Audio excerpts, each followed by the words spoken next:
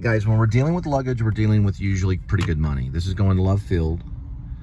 So we'll pick, loud muffler. We'll pick up the luggage and I go by a quota. I'm not going to talk about my quota or anything like that, but it brings me a little bit over quota, not like anything to brag about. But these are good. It's not going to get you through college, or it, you know, don't recommend it, but it at least, I don't, look, it's good for a show. Picking up luggage, Love Field on this one, okay? I would suggest, if you're doing roadie, to hang around the airports if you can and try to do these luggage ones. They're in and out. Love Field's a 20-minute thing, okay? You don't want to spend no longer than 20 minutes. No telling where it's going to send you. This is lost luggage that's been left behind going to their doorstep, you know? It's very, I would compare it to a scene in Tom Jones, you know, where he's like, well, good thing I found her address in this muff. Kind of thing, you know. People lose their luggage, then you drop it off at their doorstep. And if you meet the people, or if they're there, they're probably going to be happy because they're getting their luggage back. Tell them you got a Cash App or Venmo. But try to get it done as quickly as you can. And get it, it's an in and out thing, you know. This one I think is Southwest. Sometimes it's Alaskan Airlines. Sometimes it's whatever's at Love Field. So it's an Irby Keller thing. Also, read my script, The Filmmakers. I don't know how you're going to get a hold of it, but you have to ask for it. I could send it to you. It's a ghost story. It's a comedy ghost story. Look at that dog right there. You can't even see it now. The dog's head sticking out the window. It's a comedy ghost story about a filmmakers, a lady that they get together and she decides to have a baby with Irby Keller. Irby Keller's the lead. And they deal with like dark web money and all this stuff, and they're trying to raise money for a film. She decides to have a baby and then sell it on the black market for millions of dollars so she can raise the money for the movie. Yeah, it's a comedy. It's a dark comedy. I wrote it over a period of like a month or two, and pitched it to a guy named Daniel Lunt. He has a brother that's a stand-up comedian known as Ryan Lunt, or a local Dallas stand-up comedian that was for a while, and then. Daniel looked at it. He was going to play the ghost character, and it's between Rainy Love, who's also in Grace, aka Werevlog. This is far before she meets Grace Lippin. This is when she's hanging out with a guy named Irby Keller and a ghost that comes and visits them. It's a ghost story with a comedy twist. Well, remember, if you're going to stop by Love Field to go to the Flight Museum, if you have some time, there's a Huey chopper, and then some airplanes, marine stuff.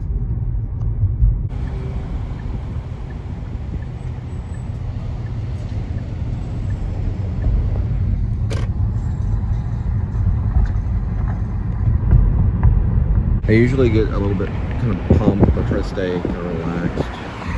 Staying relaxed on the Love Field ones. You really want to get it done within 20 minutes, in and out very quickly. So really it's a 30-minute thing, but you got to find parking on the convenient little parking garage, right? You get that done and you got 20 minutes. So you'll set a timer, get the luggage, get out. It's a lot of fun at Love Field. Love Field's a great filming location if you're going to make a movie. I highly recommend it at Love Field. Southwest everywhere, as in Southwest Airlines. Alaskan's here too, and a few other. But it's mostly a Southwest airline. It's business oriented. It used to be a romance airline.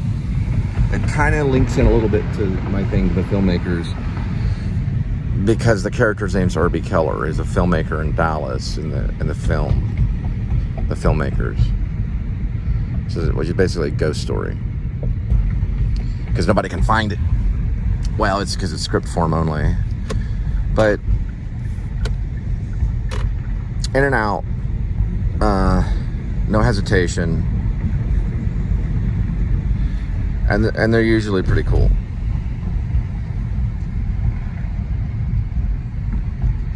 Take ID. So at least keep it on your phone.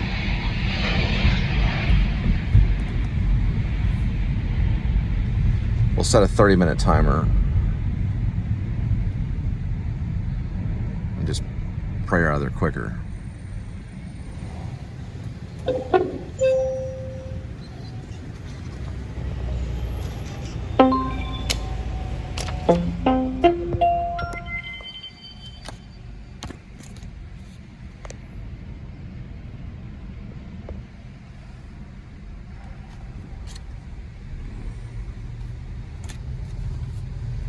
So Rainey Love's character is probably not a real name, just like Irby Keller's name is not her real name. But it's what she goes by, it's what they know her. I don't even know if she would tell Grace Lippin her real name, you know. Both those are kind of connected. The Filmmaker's the ghost story. Grace, aka Werevlog, is the werewolf story. But they're both connected because of Rainey Love. I guess Rainey Love and Irby Keller probably had side work connected to Love Field. Probably did rideshare, underground rideshare or something, who knows, just so he could make his money. And then make movies in Dallas. Then eventually she leaves him and then meets a UFC fighter named Grace Lippin.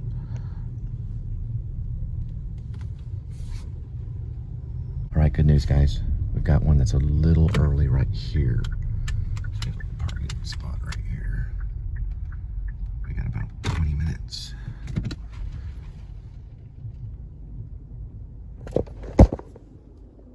Oh man, and I gotta use the restroom.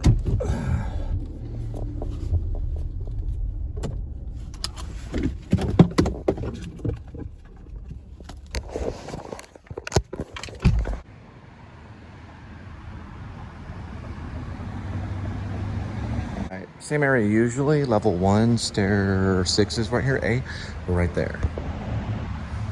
Okay.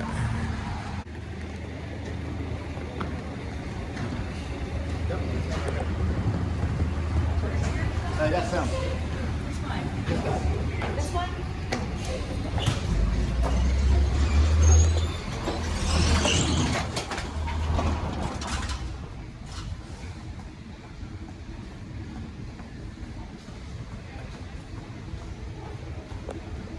On Southwest, go left.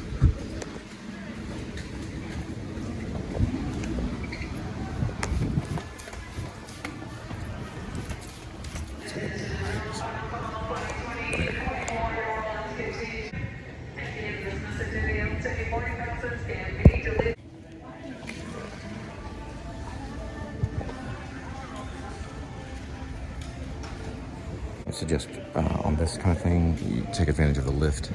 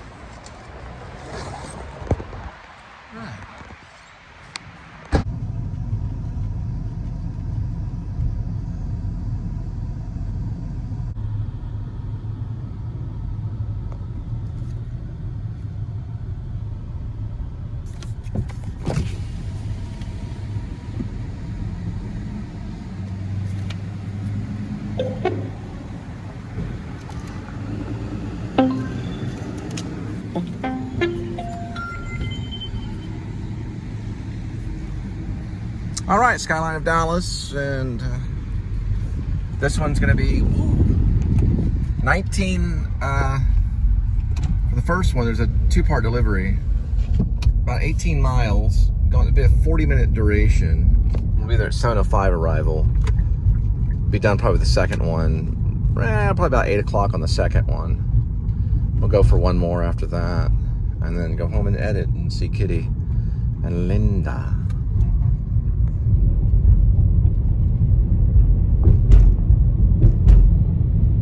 All right, so we'll just say we kind of saw the skyline. At least we're seeing the angel right here, or winged man, kind of Greek mythology kind of thing, maybe. Still leaving Love Field. About a 40-minute thing. So this whole gig, my opinion, $80 for the whole gig. But because of supply and demand, $30, you know, $60 minimum for both. They're doing really $28, $28 payment. So be sure to go, hey, just to let you know, got my Cash App and Venmo. How you doing? Possible tip. Appreciate you. And that's how you get, you know, the rest of it. You got to go for the tips, guys. Okay. If you're waiting tables, same thing, you know. Got to ham it up a little bit. Did you see that new Ryan Reynolds movie? You're seeing all of his Deadpool stuff? That kind of, you know. Run across a Ryan Reynolds fan, that's a $20 tip, you know, or something like that. There's a cat right there. Or, hey, you know, I'm a big fan of Julia Roberts, too. I heard you over talking. Or maybe, you know, the movies are a great way to form a bond with people. Killers of the Flower Moon, oh my gosh. Martin Scorsese, man, more genius than what you think. You haven't even seen it, right? Read the New York Times article. Leonardo DiCaprio, Lily Gladstone, their relationship makes the movie. Right? Read the New York Times article on Killers of the Flower Moon. Looks like a pretty good one. That kind of stuff. You know, little advice, waiting tables. But this, you know, you're bringing them their luggage. They're going to be happy. They get their shampoo, a little comb they packed, maybe some other stuff. That kind of thing. Yeah, I got to look up the writer to Dumb and Dumber. You know, Dumb and Dumber, brilliant little film, little script. Jeff Daniels and a guy named Jim Carey. It's like this stand-up comedian guy that better than Jerry Lewis kind of stuff. Well, anyway, remember the scene he's on the moped? And, you know, it mimics, it's a good script. It mimics, it shadows, or it mimics, or reflects when he pees in the bottle and they hand the bottle to the cop and the cop takes a swig to make sure it's beer and it's actually pee. Which I heard that was improv, maybe. Regardless, it was probably in the script. But later he pees on Jeff Daniels' back. Clyde, and I can't remember their names. I don't remember their names, but I remember the actors' names. And you know the expression that Carey has in that little sequence is god-awful funny. Because he's saving on logistics. You know, he doesn't want to pull over to pee, just like I have to pee right now. And that's why I'm thinking of that scene. But, you know, just, you know, he pees on his back. You know, they get stuck together somewhere in Colorado because of the cold weather. Dumb and Dumber is definitely, it should be all-time top 10 comedies, for sure. Top 5, no doubt. Raised in Arizona is my favorite. I'm just partial because I found it when I was younger. But I say Dumb and Dumber is probably top 5. Put it in category 4, probably, for right now. I could move up closer to 2. A lot of favorites. Dustin Hoffman's a big fan of Dumb and Dumber. He even called Jim Carrey and was like, Jim, it was a real relationship, Jim. It was real, you know, Dustin Hoffman talks. His voice is very good, Jim. I can hear him on the phone. Jim's like, well, Dustin Hoffman. Very good, Jim. It's very good, real relationship. I'm pretty sure that's right. But, you know, I mean, it was good. It was a good movie. I remember, I think my dad and I watched it. We're just crying, laughing. Because it had heart. You know, it was a comedy with heart. But yeah, there's always luggage involved in delivery, or if it's transport. He was a limo driver, and the other guy did pet cleaning. You know, he groomed pets, and he had the little truck, Jeff Daniels' character. I'll have to look up the actors and all this stuff. You can't know it all, but I should know at least the director of Dumb and Dumber.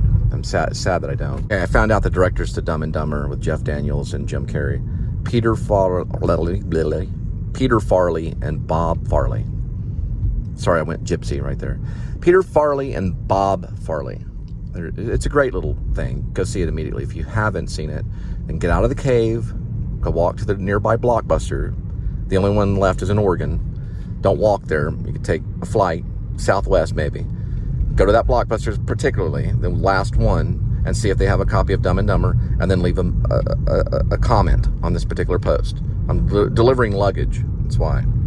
I worked along shoulder to shoulder with Jim Carrey. Probably one of the greatest acting experiences of my life, other than seeing Dustin Hoffman from a distance on Moonlight Mile. So Bennett Yelling was one of the writers, if that's a real person. I think it probably is. And also Bobby Farley and the other Farley, the Farley brothers. Now, Jim Carrey plays Lloyd, and Jeff Daniels plays Harry. Lloyd is a limo driver, and Jeff Daniels, Harry, he works with animals and grooming. He has a grooming business for animals. He has a van that's dressed up like a puppy dog. Everybody's seen it. It deals with like misunderstanding, where's the luggage, beautiful woman going out to Colorado, guy pees on the dude's back, gets stuck together kind of thing, that weird stuff with beer bottles, cops drinking beer bottles, ketchup, mustard going up in the, up someone's nose. A weird instance where he's at this, gas station that's uncleanly, and he's inside this booth, and he's sucking his thumb because, this guy walks in where, the guy wants to meet him at a certain time, but not really because it's on the wall. A weird mafia guy following him around, popping pills. Mafia guy eventually has a heart attack, can't kill him. They have a lot of luggage. Well, they have one particular luggage that has a lot of money, tons of money, that he wants to return to this girl that he likes in Colorado that he meets by chance. There's a dead bird. Blind kid finds the dead bird in some apartment. Lots of animals in this one apartment that Carey lives in. I think he plays Lloyd. Yeah, he plays Lloyd. They hang out together. I'm kind of going backwards and forwards and all around the script. Weird things going on with a golf club kind of thing, or cane. No, it's a cane. He's hitting the back of his leg with a cane somewhere in Colorado, some hotel. Laxatives are given, liquid laxative. I just turned my lights on. And I think it's, what's his name? Lloyd. Well, there's Lloyd and Harry. So Harry gets the laxatives from Lloyd, I think on accident, and has to use the restroom really badly. There's a loud fluctuant noise, which is scatological humor.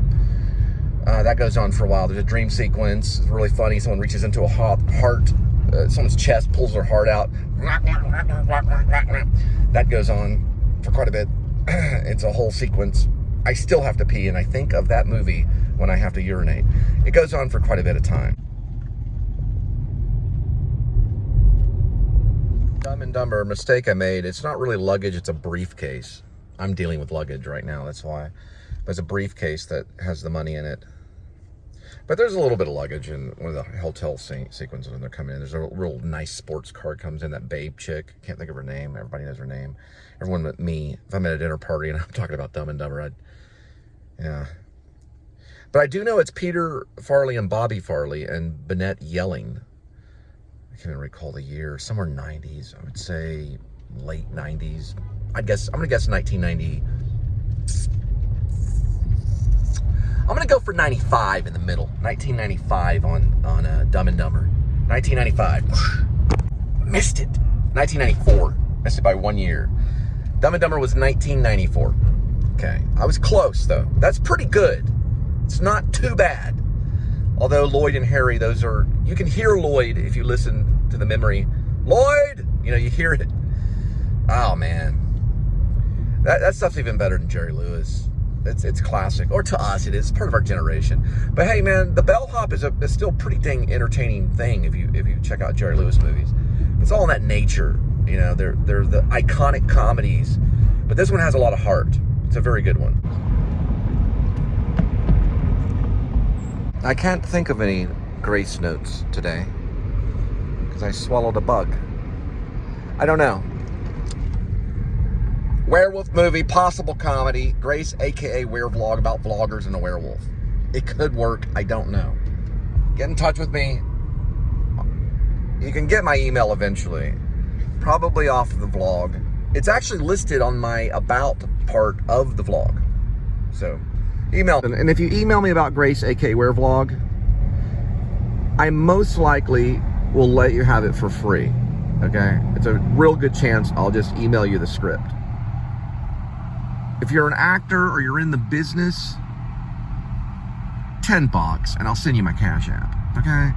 I wrote the thing. It's 180 pages. So if you want to read it, it'll cost you $10. But if you're a normal person, you're just a normal civilian, and you're not like, well, actors are normal civilians, but if you're in the business, you know, if you're like a real actor and you want to read it, it's a $10 charge for the reading, okay? At least $10, you know, if you want to read it.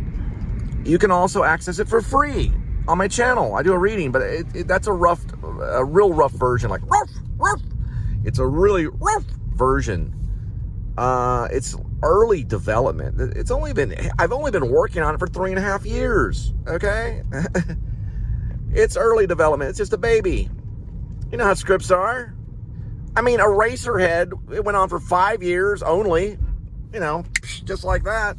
That's a heck of a comedy, right? Who you know who's discovered David Lynch and sent him? Mel Brooks. All-time comedy. Mel Brooks guy. Remember him? Still around. Farting by the campground. What is that? Blazing salads.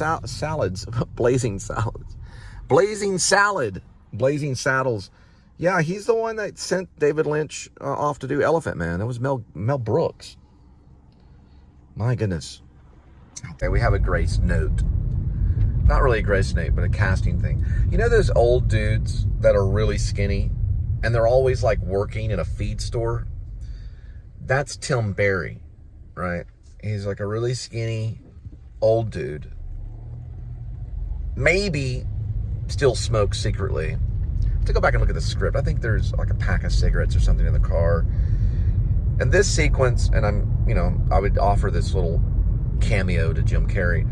He eats dog food, but he like sincerely does it. You know, have you ever ate dog food? I've eaten cat food for an acting scene, but he just wants to try it, you know, and he's looking at it, maybe looking around. You know, he's like, it's a weird thing, because I think later on they all get turned into werewolves eventually because of this Bill Jack dog food that gets like blessed by this. It's not really blessed, but it's like it. Imagine